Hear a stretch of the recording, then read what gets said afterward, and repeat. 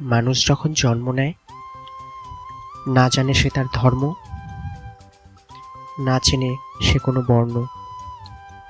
সে শুধু জানে যে সে মানুষ। আবার যখন সে মারা যায়, তার প্রাণীর শরীরটা চিতার আগুনে ছাই হয়ে যায়। দেহ পুড়ে ছাই হোক কিংবা পচে গলে মাটি হোক, তাতে তার প্রাণীন আত্মার বিশেষ কোনো মাথা ব্যথা থাকে না। কি জানো, জীবনটা অনেকটা একটা ট্রেন জার্নির মতন। কোনো একটা প্ল্যাটফর্ম থেকে এই জার্নিটা শুরু হয়, কোনো একটা প্ল্যাটফর্মে গিয়ে এই জার্নিটা শেষ হয়। তফাৎ শুধু একটাই, এখানে কোনো রিটার্ন টিকিট থাকে না।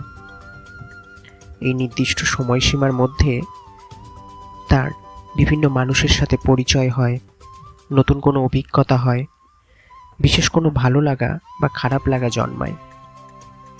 সে তার ধর্মকে চেনে, বর্ণকে বেছে নেয়। আগের কথাগুলো নতুন কিছু নয়, বিষয়টা সবারই জানা। কিন্তু কিছু মানুষ যারা এই ধর্ম বর্ণের মোহমায় এতটাই আচ্ছন্ন হয়ে যায়, যারা হারিয়ে ফেলে তাদের মনুষ্যত্বটাকে, দুঃখ হয়, খারাপ লাগে এই মনুষ্যত্বের মৃত্যুতে। কারণ আমি একজন মানুষ।